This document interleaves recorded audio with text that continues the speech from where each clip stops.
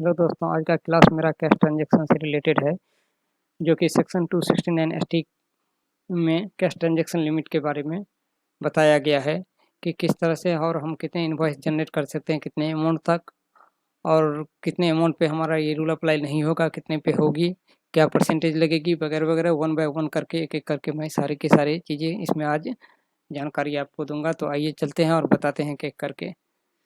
सबसे पहले आप देख रहे हैं ऊपर में हेडिंग दिया हुआ है cash sale transaction limit under section GST income tax act. इसमें कह रहा है कि आप पे रूल अप्लाई नहीं होगी। कब? जब आप इनवॉइस जनरेट करेंगे 2 लाख के अंदर तक, तब आप पे ये सेक्शन नहीं लागू होगी। लेकिन जैसे ही आप 2 लाख से ऊपर के इनवॉइस जनरेट करिएगा कैश में, तो उस पे आपका ये रूल भी अप्लाई होगी और प्लस इस पे पेनल्टी भी आपको 100% लगेगी। Single transaction against, single transaction against में आप कैश नहीं ले सकते हैं। 2 लाख के अंदर तक ले सकते हैं, लेकिन उससे ऊपर आप नहीं ले सकते हैं। नेक्स्ट पॉइंट दिया हुआ है कि बैंक, पोस्ट ऑफिस या एनी रिसिप्ट बाय गवर्नमेंट, आप अगर 2 लाख तक की ट्रांजैक्शन कैश में करते हैं तो ये रूल आप पे अप्लाई नहीं होगी। लेकिन वेरियर एंड चेक सेल्फ या cheque considered as a cash करेंगे तो 2 लाख ऊपर तो आप पे ये रूल अप्लाई होगी। ये रूल किस पे अप्लाई नहीं होगी? पेयर पे अप्लाई नहीं होगी, लेकिन रिसिपिएंट पे अप्लाई होगी और उसपे पेनल्टी सब 100% सब पे है। ये तो होगी सेल और ट्रांजैक्शन से रिलेटेड। दूसरा है एक्सपेंस से रिलेटेड, कैश एक्सपेंस से रिलेटेड। कैश एक्सपेंस जो है एग्जिट 10,000 तक आपका अलाउ है, लेकिन 10,000 से ऊपर जैसे ही आप जाइएगा को ऑडिट टाइम में आपका ये डिसअलाउड हो जाएगी। और ये डिसअलाउड होने से क्या होगा कि आपका इनकम प्रॉफिट में दिखाई देगा, बढ़ेगा और फिर आपका इनकम पर टैक्स भी लग सकता है। Playing, hearing and listening goods carriaging ETC, इस सब पे आप जो है 135,000 रुपये तक कैश पेमेंट कर सकते हैं इस एक्सपेंस पे। लेकिन उससे ऊपर आपका अगर कैश में पेमेंट करिएगा, कैश पे करिएगा 35,000 से ऊपर, तो फिर ये भी आपका डिसअलाउड हो जाएगा और आपको बताइए कि ये प्रॉफिट में इंक्रीज होगी और फिर आपका इनकम पे टैक्स लग सकता है। तीसरा है विदाउट एनी कंसिडर्ड, बिना किसी मतलब का आपने किसी से कैश ले लिया, डिपॉजिट कर दिया, मतलब कोई उसका मतलब लीगल नहीं है।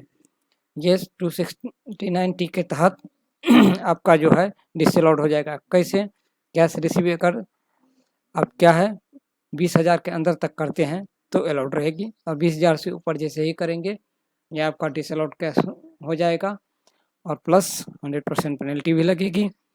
कैश आप रिफंड अगर 20,000 में किए, 20,000 रुपया ले लिए, 20,000 में वापस भी कर दिए, मतलब बिना किसी कंसिडर के, तो फिर आप का जो है सो ये पेनल्टी इस पे 100% लगेगी सेक्शन 269 के तहत।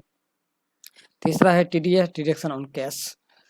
कैश विड्रॉल अगर पूरे साल में 1 फाइनेंशियल ईयर में आपने 1 करोड़ तक कर लिया तो फिर आपको उस पर 2% टैक्स डिडक्ट करके ही आपका कैश मिलेगा सेक्शन 194(9) के तहत।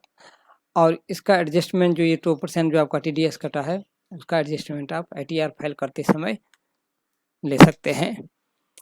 ओके, तो तीसरा ऑप्शन है डिसअलाउड एंड डिस्क्रिप्शन डिप्रिसिएशन पर आपका सेक्शन 43 सब सेक्शन 1 के तहत any fixed asset purchase by cash above, आप कोई भी फिक्स एसेट्स परचेज करते हैं 10,000 रुपये के अंदर तक तब तो वो अलाउड है। अगर 10,000 से ऊपर आप करते हैं तो वो डिसअलाउड हो जाएगी और वो आपके फिक्स एसेट में उसमें से डिप्रिसिएशन में आपका नहीं आएगा। और ये पॉइंट आपको ध्यान रखना होगा कि आप जो भी फिक्स एसेट परचेज करेंगे वो 10,000 के अंदर ही करेंगे, ना कि 10,000 से ऊपर के।